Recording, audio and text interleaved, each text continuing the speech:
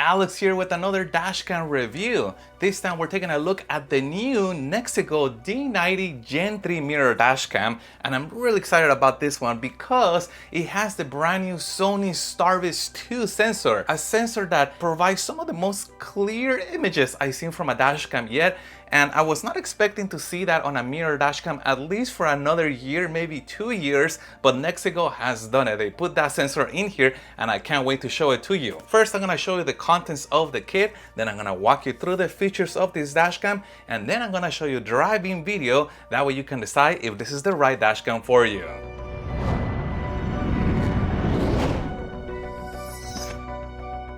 And as always, I have placed a link in the description down below to this dashcam in case you want to get one for yourself. And here's what the D90 Gen 3 looks like, and I can tell you it is a lot beefier than the prior generation. It's slightly larger too, and they have included this massive heatsink which should help with cooling because 4K generates a lot of extra heat. Also notice that the front camera is adjustable. We are able to move it around to adjust the view angle. And moving to the top, we got USB-C for power, the input for the rear camera, memory card bay supporting up to 256 GB of memory, and the GPS antenna input. And the D90 Gen 3 measures roughly about 11.25 inches, which is an important measurement you want to take into consideration if you're planning to still use your sun visors and fully fold them out. And for mounting, this is going to install over the existing mirror of the vehicle with the included straps, one secure set on one side and the other secure set on the other. And in addition to the small straps, they have also included a longer set for larger mirrors. And the rear camera construction is all metal and it is waterproof, so this could be mounted inside of the vehicle or outside of the vehicle with the included double-sided tape or with the screws. Now, double-sided tape is applied normally here, and then I can peel this back and then I attach it to the vehicle. And once installed, the viewing angle is adjustable and then it can be locked in place. Also included is the rear camera extension cable, which also supports parking assist, which I'll show you in a little bit. GPS antenna is also included, which has double-sided tape in the back, so I can peel this back and then attaches to the dash of my vehicle. And for power, they have included this automotive adapter with that right angle USB-C connector. Unfortunately, this adapter does not have a secondary USB port to charge something else. However, that is a common thing that I see on mirror dashcams. They typically do not have a secondary port like in the power adapters for normal dashcams. And as you can see, we are shown the rear of the vehicle. However, I am able to swipe on the screen, and that is going to be the front view. Swiping one more time gives me a split view. Swiping one more time switches the positions of that split view. Swiping one more time returns me to the rear. Brightness is also adjustable. I can slide up and down in here to decrease or increase it. And swiping on the left hand side up or down moves what is shown on the screen, and that works not only for the front but also works for the rear view as well. And tapping on the screen brings up a menu in the bottom. The first icon allows me to stop the recording or resume recording. The second icon allows me to take a snapshot. The next icon allows me to protect the section of video that I'm currently recording. That way I can find it a lot easier in the future. And the next icon brings up the playback menu. Now the videos have been sorted out into folders. We got front normal video, front video that may potentially involve a car crash, front photos, and also the same folders but for the rear camera. But let's take a look at playing back a video. I can tap on the video that I want to see and the dashcam is going to begin to play it back. Additionally, there is a trash icon right here if I wanted to delete a video, or I could select multiple videos for deletion. And the last icon that's on the screen is this microphone button that allows us to mute the audio if we wanted to have a top secret conversation or resume audio recording. Moving over to parking assist, notice what happens when I put the car on reverse. The view shifts down a few degrees And also we get this parking reverse guidelines. Now, unfortunately, they are not fully adjustable. There are some mirrors where you are able to drag those guidelines and customize them to your vehicle. However, they have given us 3 different choices for guidelines, so there is some level of adjustability, and for my particular car, this one right here works the best. But what's pretty interesting is that they've given us the ability to have this view shown either in this full screen mode, notice I can see all the way from the top to the bottom, or in this close-up mode. Now, some people may prefer this view, and here again you can adjust those guidelines if desired, and some people prefer the smaller, closer view. And also notice when I put the car out of reverse, the view returns to its prior view. Moving over to the dashcam settings, that is done with this gear icon. And the first setting is gonna be resolution, where we are given the choice to run this at 4K for the front, full high definition for the rear with HDR enabled, or we can select the same settings but without HDR. And finally, we can select 2K for the front, full high definition for the rear plus HDR in case you wanted to fit more on your memory card. We can also choose if we want audio to be recorded along with video, and we get a G sensor with 3 levels of adjustability, and this is what allows the dashcam to attempt to detect when you get into a car crash, or we can turn this off if desired. And as far as parking monitoring, it does require the optional hardwire kit, and we get 2 choices. Impact detection, which is adjustable, so we can select low, middle, or high as far as that sensitivity goes, or we can choose to run it in time-lapse recording, and we get 3 choices: 12 hours, 24 hours, or 48 hours on monitoring time. Now, there is a screensaver option, and we can choose to have the dashcam turn off the screen after a period of time and continue recording, or we can select for a screensaver to come on, and this is what the screensaver looks like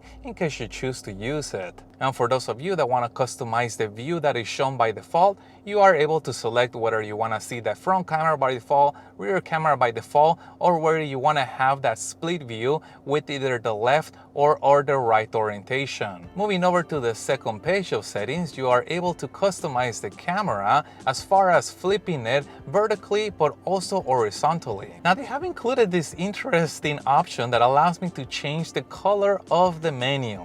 It doesn't really seem to change the color anywhere else, but it's kind of interesting that they put that on here in case you wanted to customize the color of your menu. There is also a fatigue reminder if we want to be reminded every so often to take a break, and the speed units are adjustable between kilometers per hour and miles per hour. And there's further customization such as the time zone adjustment and also the languages. You can change it from any one of these choices in case you wanted to change that from the default one. But a very interesting feature I've never seen before on a mirror dashcam is this: the ability to select a time period, and then for that time period adjust the quality or the settings for the image quality for the front camera, or we can leave it on auto. But now let's take a look at some driving video, including the audio test, to see how well this dashcam actually performs. And this is an audio test of the Nexigo D90 dashcam, and I am sitting on the driver's side seat.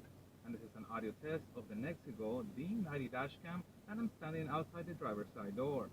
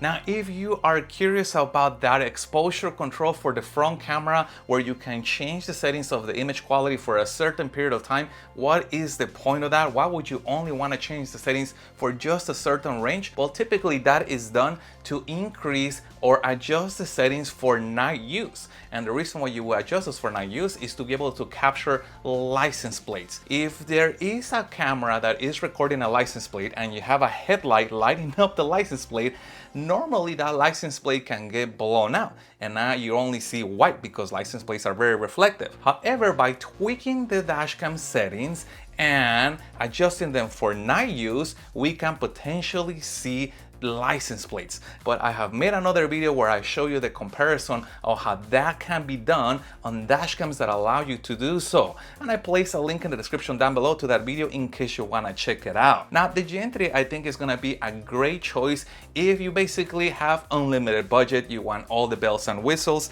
I do think the Gen 2 is still a really good value, provides really good image quality. We got the IMX 415 image sensor on here, so we got through 4K. So I think this is going to be a great solution if you're in a little bit of a smaller budget. Remember, this used to be a flagship dashcam not too long ago, so you're getting a very good dashcam. But if you want all the bells and whistles, and again, budget is not a concern, definitely check out the Gen 3. And I place a link in the description down below in case you want to check out the Gen 3 or the original review for the Gen 2.